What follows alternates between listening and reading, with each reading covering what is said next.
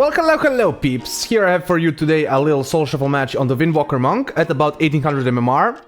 But the main focus of the video is going to be actually the Augmentation Evoker and why I feel this class is OP and how to counter it. So first off, this is literally the first time I see this spec go anything other than 6-0. I think this is like literally the first lobby that I've played with this spec that did not go 6-0. So it's just a shocker that I was able to get this footage for us to see, you know. It's just so strong in how much it amplifies its team. It just feels like nothing dies when you're playing with it. And of course, at first I was like kind of confused because I didn't play, of course, Augmentation Evoker. Didn't really realize until I went and sat on my Evoker and kind of looked at the abilities and stuff and realized like, oh my god, this is like so broken. Like how much it just buffs the team, because it also like, I think I was also not how'd you say, putting into perspective is the fact that the healer is like mega buffed, right, as well. So it's just so much buffing going on, and we're gonna discuss that right here. So first off, scales is a bait. Like I thought scales was like a big part to like, let's say what the evoker does for its team, but the reality it's like it's a permanent, right, buff. It's good, right, but it's not it's a bait, how would you say, in a sense that you would think, oh my god, this does so much, but in reality it's more of the other buffs that the evoker does, right? So Ebon Might, right, is the main buff that evoker has, and it's just the thing that I was like not having into perspective is the fact that it buffs the healer as well. So the healer is just healing way much more. Another thing is, of course, the trinket set bonus increases this, so this is in PvP also kind of like increased, right? So the classes, both of the specs that are playing with the Augmentation Evoker are just gonna be incredibly buffed. Another thing that I did not have in my perspective, how would you say, was like the mastery. Mastery just because people are of course stacking mastery, of course, why not? Like most classes in PvP, I'd say, but it just gives like, I don't know, like my evoker is not that geared, but I'm giving like people like 11% versatility, and it's like a 30% uptime, right? So it's actually huge, right? Your healer is again getting buffed. Additionally, healing even more, 10% more. Then it's also like they're taking so much less damage. So it's like so annoying. And also these buffs just can last a long time, right? If the Preservation Evoker is just casting the eruptions, right? The Ebon Might, especially in the first window, right, when the Preservation does Breath of Eons, it gets the haste buff, the Bloodlust buff of the dragons, and at that point the Preservation Evoker does like a really, not much damage, but like it can cast really fast, right? So it's very easy for them to keep Ebon Might like almost 100% uptime, right? So it's just really crazy. It's really hard to also shut down Tether, especially versus like melee comps. I don't see like this Evoker is not using it, but I definitely should have, right? Tether is so broken. It does so much damage. It does like 20k damage per pop, so it's like 40k DPS, and it can hit, you know, 2 targets. It also transfers the HP, right? So the HP gets pushback. That's a nice little usage of the Kultiran punch there for me. But like Tether is so OP, I just don't understand why more people are not using. I guess there's more important PvP talents, but in these melee lobbies, like in the one evoker that I faced that used it, it was just doing so much damage. So there's so many OP things, right, that kind of are around the class, right? And I think this is the round, yeah, I think this is the round where we're gonna get the Preservation, and this, as you can kind of see, right, if we're pressuring the Preservation as much as we're kind of doing, right, some things are happening, right? It's a little bit different than the other rounds that you're gonna see, right, where the the Augmentation Evoker just gets to kind of free cast, right? So that's actually one of the main counters, right? It's gonna be just stopping this cast. So how would you say, how do we counter this how would you say, spec? Let's first actually discuss here at the end of this match. We're just punching the Evoker. Again, both of the other specs are gonna be a little tankier, right, because of the Evoker, and so our best choice is to just keep going hard. Let's got some pressure here, go for Paralyze. And I think we're gonna get him here. Yep, nice. I think my touch of that earlier got swapped, hell swapped, so it didn't like work out. But before we continue into how to counter the Evoker, I do want to tell you and to inform you that only 4.3% of you are subscribed, so if you have been enjoying the content, please consider smashing that subscribe button.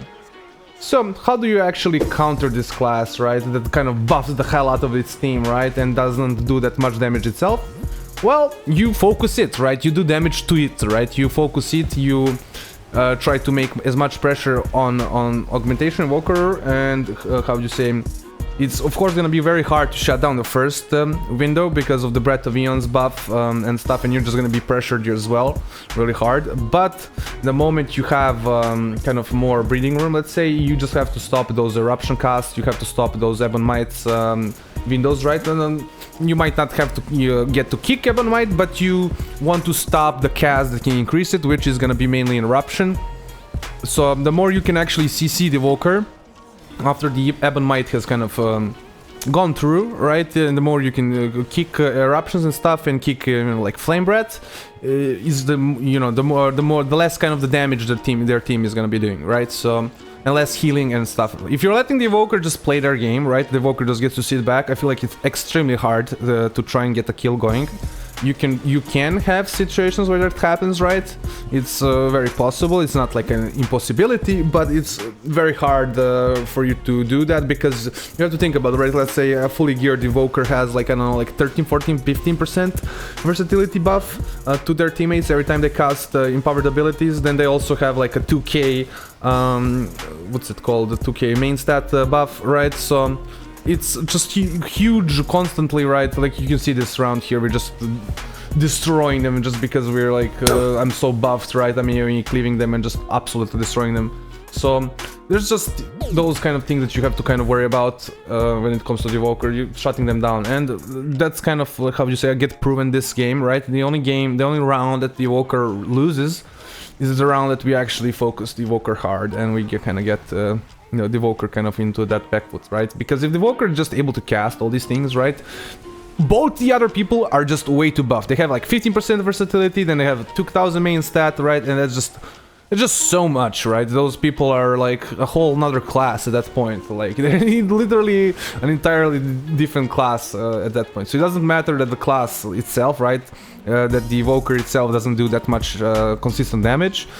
It still does decent burst, which is like the most important thing in PvP anyway. So like it doesn't matter even if it doesn't do consistent damage. It's gonna get that consistent damage is gonna get how do you say, made up in the buffs that it does to its team, and like how much more the healer heals. And that's like one most annoying thing that kind of, to me, that I was like thinking, it's like, man, the healer is healing 10% more, like 10% more just from like the versatility. So like, let's say 15% more from the versatility if it's like a fully geared Evoker, plus the main stat. Oh my god, like how are you supposed to kill anything through that? Like healers already heal really strong, I would say, in this expansion. So like how are you actually supposed to like go through that? Like we need so much dampening in Soul Shuffle just to have the skills. Like look at these rounds versus the Evoker, like it's so hard. And even when you're focusing it, it's so hard, right? Because if you're double melee, right, it's with the hover, double hover, triple hover, right, it's freedom for the entire match. Like you're just not gonna be able to finish off the kills, how would you say, most of the time. So it's like it gets really hard, right, to play even if you're like focusing, doing the best job you can, it's just can be hard. So here we're just gonna kind of focus more on the commenting the match. I've been really enjoying the monk.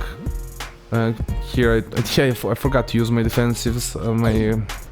I think I didn't have Touch of Karma yet, but Dampen Harm, it's just always forgetting to use some of these things. I'm still just getting used to the monk. I played it like for a few days.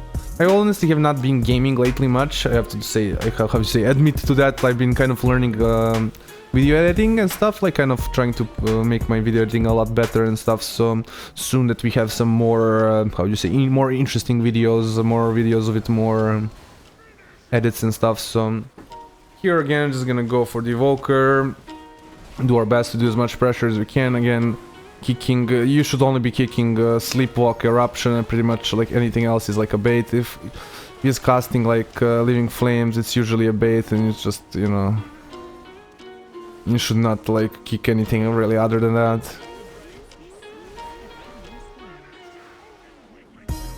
We just, yeah, it just kind of looks hopeless. Like, this is so painful to watch. I use my cool tier, and again, they're pretty good. It's like the one map in the entire like game where cool tier and how do you say racial is good. Like the one map. Yeah, we get knock.